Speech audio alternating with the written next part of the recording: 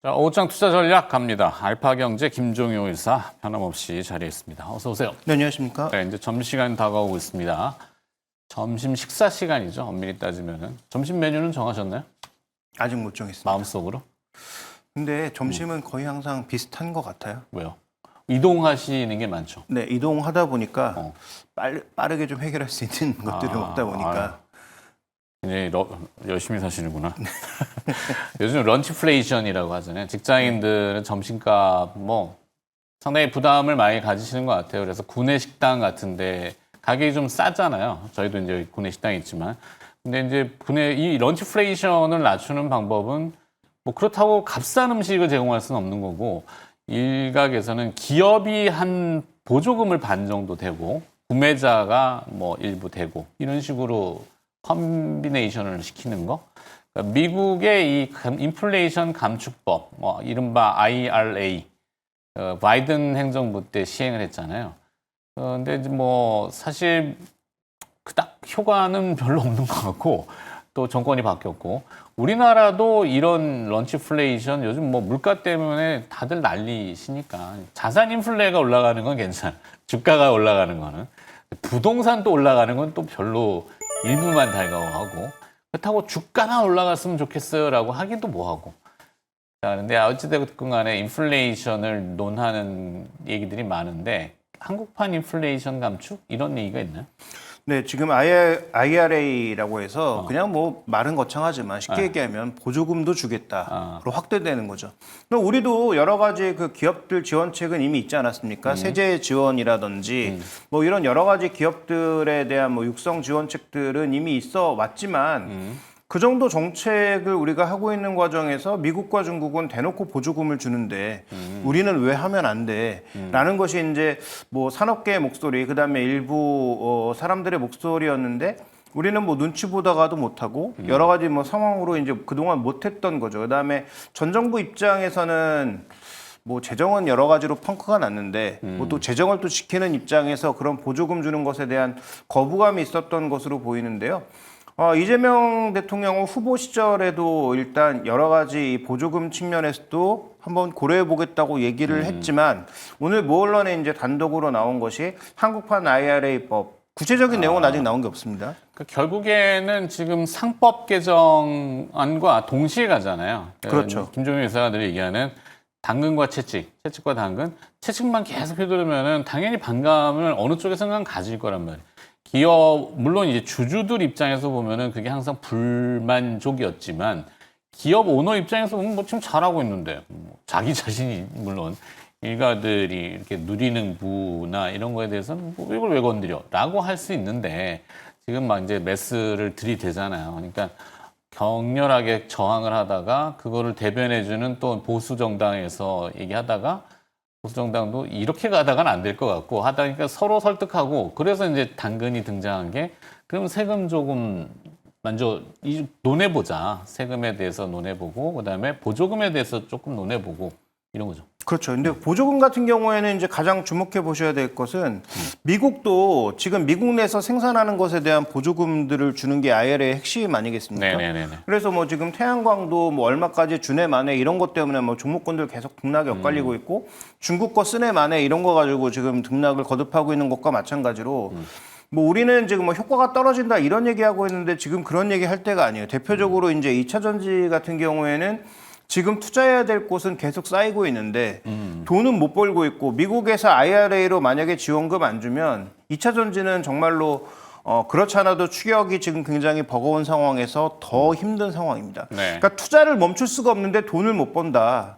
이건 결국은 회사 입장에서는 정말로 앞뒤로 꽉 막힌 진퇴양난의 상황이거든요. 그렇죠. 그러니까 이런 산업들에게 보조금이 지급된다라고 하는 것은 굉장히 중요한 이슈라고 볼 수가 있겠고, 전기차잖아요. 결국엔 2차 전지는.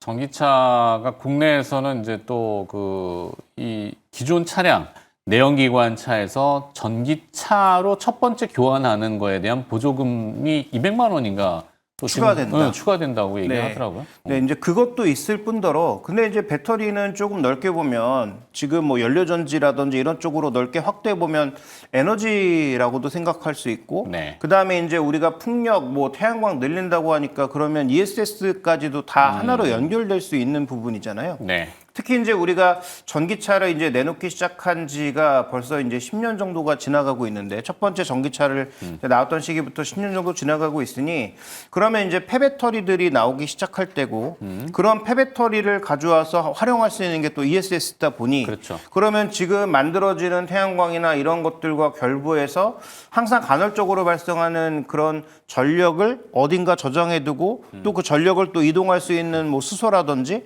수소를 또 이동할 수 있는 암모니아 체계라든지, 이런 것들을 전반적으로 갖춰가는 데 있어서 당장을 돈을 못 벌 게 뻔하니까 거기에다가 보조금을 지급해주지 않으면 그 사업은 아무도 안 할 거겠죠. 그래서 지금 뭐 탄소 포집이라든지, 그 다음에 뭐 수소라든지, 수소를 이동시킬 수 있는 뭐 암모니아 저장 체계라든지, 암모니아 운반 체계라든지, 이런 것들에 대한 전반적인 어떤 지원금들은 우리가 한번 생각해 볼 수밖에 없는 상황인 거죠. 그래서 지금 뭐 돈 벌고 있는 반도체 쪽에 보조금을 강하게 주기는 어려울 것 같고, 뭐 신규 투자에 대한 어떤 뭐 세제 혜택 정도는 줄 수가 있겠지만, 그래서 AI 생태계를 만들 수 있는 쪽에 정부가 투자하는 것, 마중물을 대는 것과 더불어서 모태 펀드 같은 것들을 만들어서 해당 기업들을 뭐 지원하는 그런 전략뿐만 아니라, 지금 당장 투자가 필요한데 돈이 없는 기업들에게 보조금의 형태로 국내 생산분에 대해서 보조금을 지급하는 것은 분명히 긍정적 영향이 있을 수 있기 때문에, 그런 부분들로 인해서 오늘 뭐 포스코홀딩스의 급등이라든지 이런 것들이 지주사도 물론 엮여 있겠지만, 네. 저는 이런 뭐 정책적 효과에 대한 기대감도 어느 정도는 녹아 있지 않을까, 좀 이렇게 좀 봐야 될 것 같습니다. 그러게요. 이 지주사에게는 사실 모호한 부분도 없지 않아 있지만, 뭐 세상이 이제 하나의 현상이 나타나면 거기에 막 플러스 돼서 막 이렇게 뭐 한 달이 건너가면은 또 뭐 이만해지고, 네, 그렇잖아요. 막 발 없는 말이 천리를 가는 뭐 그런 형태이기도 한데, ESS라고 하는 개념을 얘기하셨는데, 저도 정확히는 모르겠는데 UPS라고 왜 그 전원 정전 전원 공급 장치, 뭐 아예 갑자기 셧다운 되면은 그렇죠. 전원 공급해 주는 네네네. 거잖아요.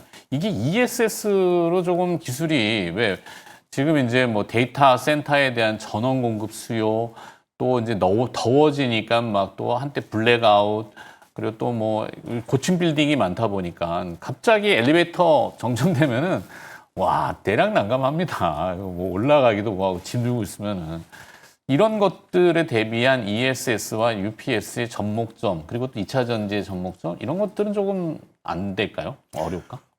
장기적으로는 그 방향으로 가는데, 배터리 자체가 워낙 비싸니까 그래서 싼 배터리가 필요한 거고, 싼 배터리는 이제 아까 말씀드렸던 폐배터리가 하나 이제 활용 방안이 될 거고, 그다음에 지금 중국에서 먼저 앞서가고 있는 소듐 배터리, 이게 굉장히 무겁고 밀도가 떨어지지만 가격이 싸고, 네. 그다음에 기온 변화에 둔감하니까 이런 배터리들을 만약에 개발해서 그런 것들을 말씀하셨던 UPS나 아니면 이런 쪽으로 많이 개발을 건물에, 한다면 그러면 그건 이제 충분히 가능성이 있는 거죠. 그래서 어쨌든 배터리 가격을 떨어뜨리는 게 가장 중요한 부분인데, 그런 측면에서 우리가 아직 개발도 안 돼 있고 연구가 상당히 부족한 상황에서 국내 공장에서 생산하는 여러 가지 그런 소재에 대한 보조금을 만약에 지급해 준다면 뭐 그들에게 추가적인 투자력을 마련해 준다라는 측면에서는 저는 뭐 큰 호재라고 볼 수가 있는 거죠. 네. 그래서 보조금을 오늘 또 대놓고 막 그렇게 집행하다 보면은 이 또 국제 통상 분쟁의 또 하나의 요인이 되지 않나요? 그럼? 그건 이제 수출하는 것에 대한 보조금 지급은 뭐 그럴 수 있을 것 같은데, 로컬 내에서는 네, 생산해서 국내에서 뭐 공급하는 물량이라든지 아니면 뭐 국내에서 움직이는 뭐 자동차에 뭐 공급하는 그런 물량들 정도에 대한 보조금은 충분히 지급할 수 있지 않나. 근데 지금 문제는 LNF라든지 그다음에 에코프로 BM 그룹 같은 경우에는 그런 보조금을 만약에 지급받지 않으면 적자 구조가 굉장히 장기화될 수도 있는 그런 상황이죠. 네. 왜냐하면 돈을 못 벌어서 적자나는 게 아니라 시설 투자가 계속돼야 되는 상황이거든요. 지금 당장 미국에서도 LFP 늘리려고 하는데 거기다 소재되는 것도 우리가 해야 되고 정부채도 이제 국산화해야 되고 그러면서 투자는 계속 늘려야 되는데 돈을 아직 많이 못 벌고 있는 우리가 예상했던 만큼 돈을 못 벌고 있는 상황이니까 그래서 우리가 뭐 영원히 보조금 대줄 수는 없지만 지금 현재 정부 들어서 이런 산업들에게 뭔가 보조금을 지급하고 그다음에 ADC 같은 바이오 쪽에서도 뭔가 돈 될 수 있는 이런 쪽에도 당연히 뭐 실패 사례도 있을 거고 그다음에 나쁜 방향으로 돈을 쓰는 그런 나쁜 사람들도 물론 있겠지만 네네네네. 그런 잡음 정도를 무서워해서 그쪽 산업을 육성하지 않는 건 어떻게 보면 우리에게 입장에서는 큰 피해일 수 있는 거죠.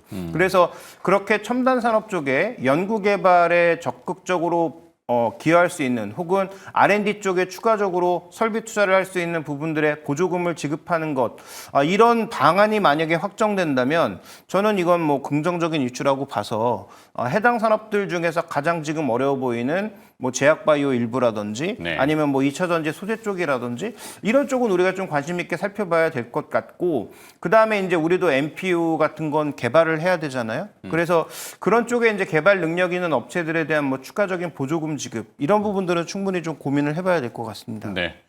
결국에는 뭐 인플레이션 감축은 뭐 인플레이션이라는 게 비용이 막 합산되고 중간에 뭐 중개 단계를 거치고 이러다 보니까 뭐 가격도 뭐 필요 이상 거품이 많은 것도 있겠죠.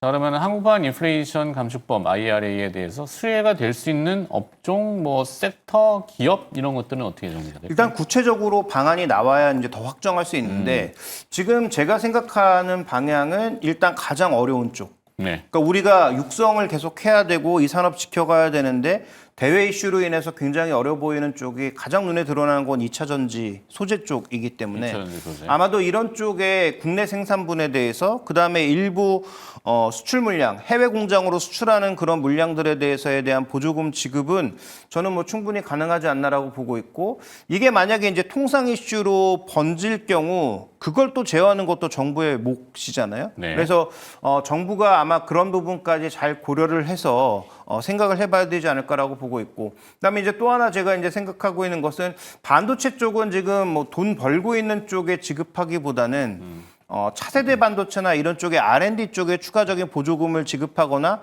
세제 혜택을 강하게 좀 밀어넣는 방향이 될 가능성이 있고, 그다음에 마지막으로는 신재생 에너지 쪽에서도 태양광 풍력도 뭐 해당될 수 있겠지만 저는 뭐 수소라든지 아니면 지금 뭐 탄소 포집 같은 당장 돈이 안 되는 이런 산업 쪽에 추가적으로 공급될 가능성이 좀 있지 않나 이렇게 봐야 될 것 같습니다. 기업은 조금 정리는 안 될까요? 탄소 포집은 유니드가 가장 대표적인 유니드? 기업이고요. 그다음에 이제 그 신재생 쪽에서는 국내에 지금 주력하고 있는 뭐 SK 오션 플랜트 같은 기업도 한번 주목해 볼 필요가 있겠고, SK 그룹이 직접적으로 지금 투자할 거라고 해서 한때 주가가 올랐다가 변동성이 좀 커지고 있는 SK 이터닉스 같은 경우에도 한번 주목해 볼 기업이라고 판단하고 있고요. 네. 그다음에 2차 전지 쪽에서는 저는 뭐 LG화학을 좀 주목해 봐야 되지 않나. 포스코홀딩스와 네. 그다음 포스코 퓨처엠 정도까지 한번 좀 봐야 되지 않을까. 이렇게 좀 보고 있습니다. 네. 조만간 또 이 제약 업종에 대한 이슈가 미국에서 또 뭐 좀 들썩들썩하던데, 약값 인하, 이게 약값이 비싼 거는 결국에는 그 천문학적인 임상 비용들 때문이잖아요. 그렇죠. 요즘 또 부각되는 게 삼성바이오로직스도 그러는데 오가노이드라는 개념, 인공 미니 장기 이런 쪽도 비용을 절감하는데 인플레이션을 결국엔 절감하는 뭐 그런 산업도 혹시 좀 되지 않을까? 그 AI를 이용해서 지금 그 앞으로 이제 단계? 그러니까 예방하는 쪽과 더불어서 그다음에 임상 자체도 이제 AI로 그 돌리는 것 자체, 그러니까 직접적으로 임상을 하면 당연히 돈이 많이 들 수밖에 없고 위험도 높아지지만 네. 지금 뭐 동물 실험이나 이런 것들을 줄이는 전임상과 일상인 동물 임상 자체에서 이걸 AI로 돌리는 뭐 그런 형태도 연구가 되고 있는 것으로 보입니다. 그러면 이것도 결국은 돈 있는 대형사들의 장악력이 높아질 수 있는 부분이기 때문에 결국은 제약업종도 제가 보기에는 기술력 있는 중소업체들을 발굴하는 것도 굉장히 중요하지만 돈 있는 업체들이 어떻게 돈을 쓸 것인가를 한번 주목해 보는 것도 중요할 것 같습니다. 알겠습니다. 내일은 그런 주제 한번 좀 찾아봐주시면 더 좋을 것 같긴 해요. 네. 자, 알파경제 김종혜 이사와 함께 오후창 디펜스 더 증시 라이브 들어봤습니다. 고맙습니다.